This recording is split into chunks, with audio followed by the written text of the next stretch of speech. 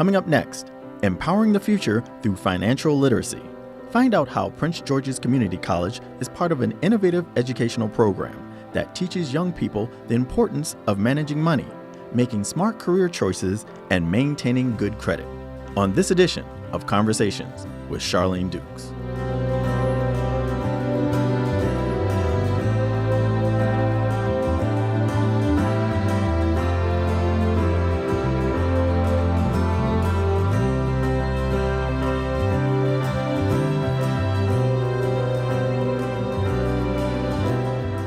Welcome, I'm Charlene Dukes, President of Prince George's Community College. Education and financial literacy is the focus of this edition of Conversations because helping improve the financial stability of our students and the residents of Prince George's County is a priority for our college. Our Largo campus is home to the region's first Financial Empowerment Center, and each year our staff and students provide free tax preparation services to county residents. In addition, we're proud to be a partner in the Junior Achievement Finance Park in Prince George's County. Located in Landover, this state-of-the-art multi-million-dollar educational facility is the first one in the state of Maryland. It's a unique place where students in Prince George's County can learn about financial literacy. Along with several corporate, governmental, and nonprofit partners, Prince George's Community College has a major presence in the facility. Our students and employees are part of the many volunteers who serve as role models. Joining me to tell us all about Finance Park is Heath Carelock. He's the Educational Director of the Junior Achievement Finance Park in Prince George's County. Thank you for being here.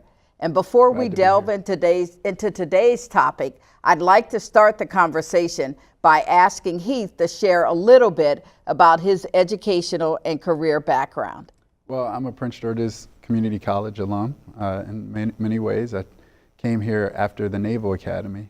I went to the U.S. Naval Academy in Annapolis the hard way through Newport, Rhode Island, through the prep school. And I was a college basketball player. I got injured at the academy, tore my Achilles partially. And that really sank my experience there. So when I came here over the summer, right after the first year at the academy, it was really imperative that I both do academic rehabilitation and physical rehabilitation. I removed myself from basketball, didn't play here, but realized that if I wanted to go to a four-year institution, it would be important for me to use what I have available, use whatever strengths. And so this was a moment where strengths gave a pathway. So I went back to basketball, trained for it, got a full scholarship to Edinboro University of Pennsylvania.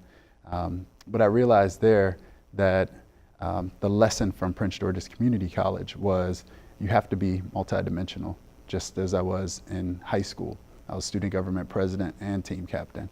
And so by the time I was at Edinboro University, I was in the White House press pool, had my own television show, covered the president, covered the 2004 campaign, wrote in the school newspaper, and did some work with the NCAA team support that was available on campus. So where'd you go to high school? St. Vincent Pallotti High School is where I graduated from in 1999. And then Naval Academy, as you said, in a non-traditional way. Right. And then on to Prince George's Community College. Right. And from there, Edinboro. Right. And I'm from Pennsylvania, so really? I'm very familiar with Edinboro. I actually got my undergraduate degree from Indiana University of Pennsylvania. That was a rival. So yeah. We're absolutely rivals in many ways. But so you talked about learning some things here at Prince George's Community College. Can you be a little more specific about what you were able to do here too? Well, I was here during the September 11th, 2001 attacks. And as any young person can tell you, that was a very riveting experience the way it was captured here. We were in classes, in between classes, the coverage was on, the buildings were falling, planes were crashing. And it was a monumental day. It changed the trajectory of my entire life. The next semester, I became Model United Nations President and held a town hall here with the National Security Council member and then Brookings Institute member. And he came out, he gave the professional keynote, I gave the student keynote. It led to an award later by the end of the school year, May 2002. And that was monumental. It set me on a trajectory to participate in international affairs. I went on to Edinburgh and focused on political science, international relations, American government, and a lot of my college experience was the U.S. involvement in the war on terrorism. So my senior thesis was on the parallels between the Cold War and U.S. foreign policy related to the war on terrorism, because the Bush administration had several officials who cut their teeth during the Cold War, and that was a polarizing thing. You can polarize communism with capitalism and American values. It's very hard to do that with a religion. And so we found ourselves at sort of a crossroads as a country, and I tried to make sense of that as any young person was trying during that time. So from Edinburgh, did you do anything before you entered a master's program? Yes. So my last semester at Edinburgh, the summer before my last semester, I did an internship with the National Parks, a combined internship with the National Park Foundation, Ford Foundation, and National Park Service. And I did that also in Pennsylvania at Valley Forge. Turned out the young person that I was paired with would become my wife, and it was a fun time. But following that, when I graduated, I had an opportunity out of that internship to become a national park ranger. And so I became a national park ranger for 2 years in Texas at President Johnson's site. I thought it was incumbent on people in my generation to learn about the 60s, a very tense time in America.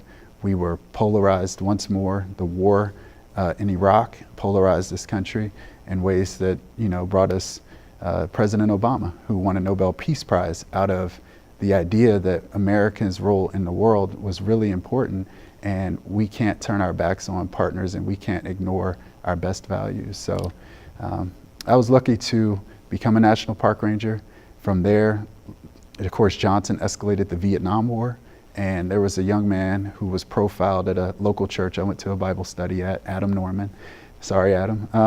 But it said, support Adam in his teaching effort in Morocco, and with teachoverseas.org. So I went to the website, and they were just launching country operations in Vietnam. And so they were recruiting American teachers to participate. And I took them up on it. I went to California, studied, got a teacher of English as a foreign language certificate from William Carey International University, where the program was housed, and then went to Vietnam and taught there for a year, came back, taught at Prince George's Community College adult education program in local school campuses in the after hours, and by day I taught in the Prince George's County Public Schools alternative school, Annapolis Road Academy at the time, by day. So. And then life found you at the Clinton School of Public Service. Yes. In a very interesting field of study. So talk to us about this unique graduate experience. As I've been listening to you, I will say that you seem to have a number of unique experiences, but it seems that along the way you've been connecting the dots to who you are and what you are, and what kind of impact that you want to make. So talk to us about the Clinton School of Public Service. Well, President Clinton, following his time in office, set up the library, set up the foundation, and then set up a school. And it launched in 2004 with their first class. I think we're up to class 11 graduating this weekend. I was part of class 6. And what was interesting about that, he wanted it to be unique from public administration and public policy masters. So his component was service, and a third of the program is dedicated to students going out in the field, doing work, grappling with foundation work, grappling with nonprofits, government agencies and such, making sure they get that real world experience at the practicum level, the first year in a team experience, and then an international service project later, and then a capstone project where you try to follow your passion into the job market based on those values. And that passion? Was social change, social justice for me. It was education management and leadership, innovative teaching and learning practices, and it was communication strategy. So we're going to take a short break right now, but when we return, we'll talk about junior achievement and the important work that they're doing teaching young people about financial literacy. Stay with us. 10 to 15 years from now, the sights and sounds that we see, we can't even imagine right now, but let me try. I see a bustling area where students who are interested in art, students interested in mass communication, interested in theater, are all in the same space learning about the future then of what these areas may be. Queen Anne is a renovation. Originally it's about 33,000 square feet. We are going to expand it to about 173,000 square feet. This is the building that will be designed for theater arts, mass communication, fine arts, and our music programs. Wow, well, to see PGCC turn around and invest something in a program that I'm so passionate about just means that they actually care and they actually listen to the things that their students and their community ask and say that they need. The arts are incredibly important because artists are storytellers, and these stories, they teach us about history, they teach us about ourselves, they teach us about others. The Queen Anne renovation will benefit the community in a lot of different ways. We'll have a much bigger center and we'll have several theaters that could be used for high schools as well as community events and community partnerships. The community will have a place to come to see a variety of creative programming. It's going to be a big beacon for the community, a sense of pride, to have state-of-the-art facilities that are right in their area. I'm proud to be a Prince George's Community College student because this community college here is a lot harder than a four-year university. So we are being tested here, we are being challenged, and we're definitely being pushed by our professors and by the administrative staff to do our best and to push beyond the limits and to really shoot for the stars. We believe that if we are going to educate, train students, we need to have facilities that are top-notch, and that's what we do here.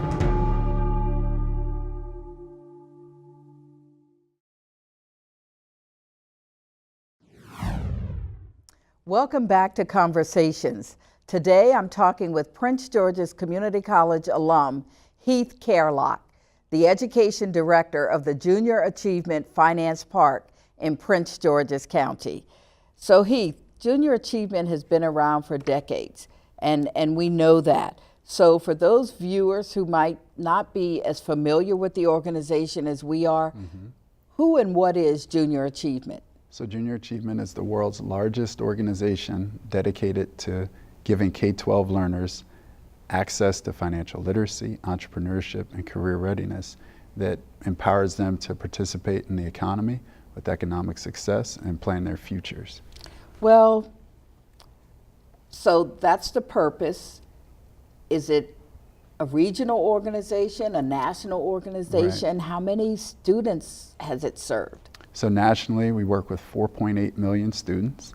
In all 50 states, there are 109 Junior Achievement franchises, and it began in 1919, founded by a U.S. Senator from Massachusetts, and by Murray Crane, and it expanded with his other support, a CEO of a paper company, a CEO of a telecoms company, and together they marched Junior Achievement through decades of after-school work. And then by the 1970s, the program matriculated into the school classrooms. And since then, the portfolio of programs has expanded massively. And now there are about 26 different program options, including 2 off-site spaces. But a lot of people know Junior Achievement through the in-classroom work that it's done.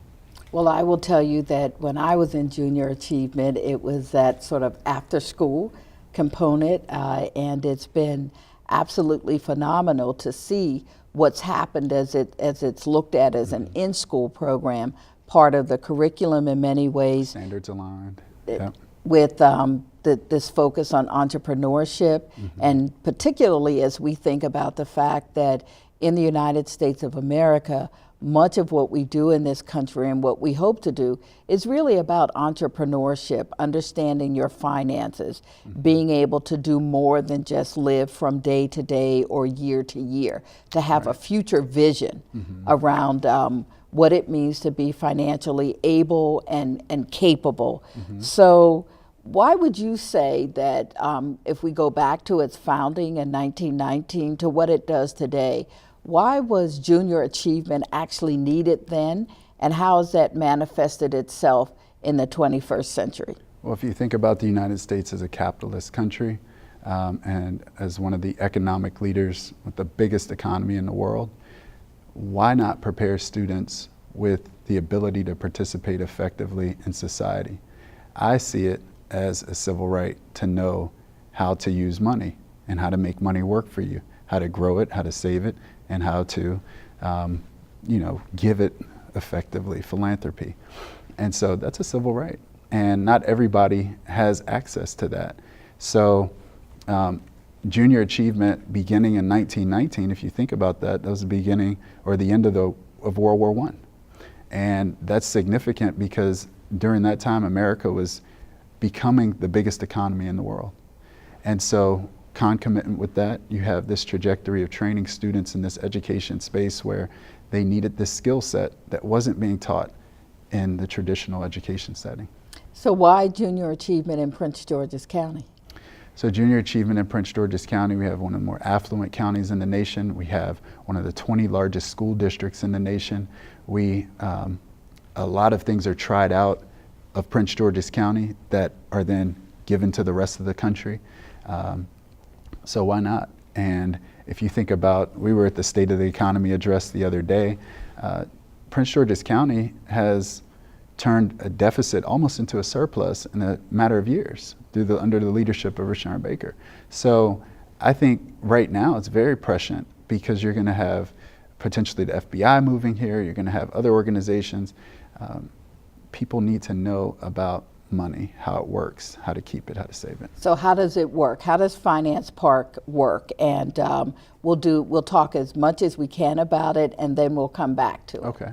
So students with the Finance Park curriculum get 14 hours in classroom instruction before they come on the field trip to Finance Park, which is a separate destination located right next to FedEx Field, down right around Arena Drive on the campus of Cora Rice Elementary School and Golson Middle School in Landover. And the buses come out, we're under contract with Prince George's County Public Schools, and the students, when they arrive, they get a tablet like an iPad, and on that tablet is an app. It allows them to pretend to be an adult for the day. And they get an age, a credit score, an occupation, a salary, and a level of education, be it high school diploma, associate's, vocational, or bachelor's or master's degree. And they get a family scenario, single with children, married or married with children. And our volunteers come and work with them and guide them through the scenario. So we'll come back to that, but we're going to take a short break right now. And when we come back, we'll talk more about the Junior Achievement Finance Park in Prince George's County and how local businesses and individuals can get involved too. But first, we really want to know what happens with that iPad that students get.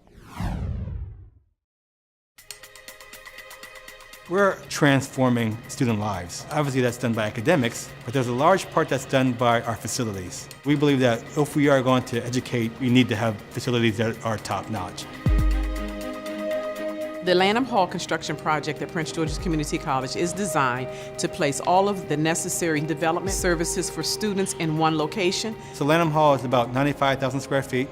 We are adding about 15,000 square feet to the building. It will have the Academy of Health Sciences. The Hillman Entrepreneurs Program will be there, the PGCC Cares. The Next Step Training and Education Program, Vocational Support Services, and TRIO, just to name a few. Currently, I'm a student member of DMSI. There's one office for 85 students and the faculty. So I think having a central spot where we'll be undisturbed is going to be extremely beneficial. The Women of Wisdom program has actually changed me as a student because it's given me the opportunity to not only collaborate with students on campus, but also other communities so that we can really foster in on who we are as people.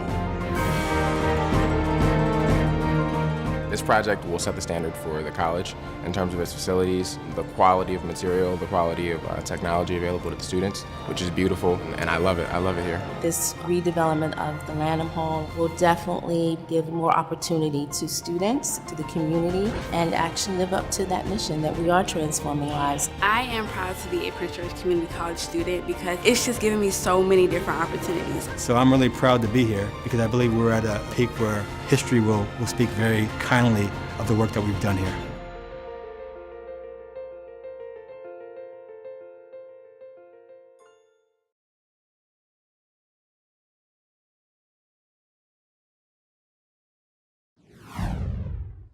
Welcome back.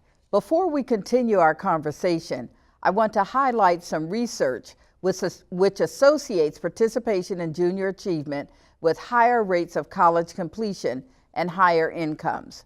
One recent junior achievement survey revealed that junior achievement alumni are 30% more likely to graduate college, 60% more likely to have an advanced degree, 143% more likely to start a business than the national population, and they have a 20% higher household income than their non-junior achievement peers. So let's talk about that, Heath. You know, those statistics, where do they come from and what do they really mean? Can you quote us some more information that would be helpful to our listeners? We have valuable third-party evaluators who run these evaluations and surveys and get this information. I firsthand came across Mark Cuban, first billionaire I ever met at a Wizards game when they played the Mavericks. And what was interesting about that was he told me, he said, JA is needed. And JA is needed because it gives young people the skills to participate in business making and entrepreneurial critical thinking. And it helps them to unmap what they need to do to make a resource make money for them. And that's basically what Mark Cuban said. And of course, he on Shark Tank talks a little bit about JA too. So that's consistent with that. Now, 6 out of 7 students who come through Finance Park say, hey, when I first came here, I was not excited or interested necessarily. I didn't think this was going to do anything. And 6 out of 7 of them, by the time it finishes, say, this meant the world to me. I learned something. This is meaningful education. It's relevant.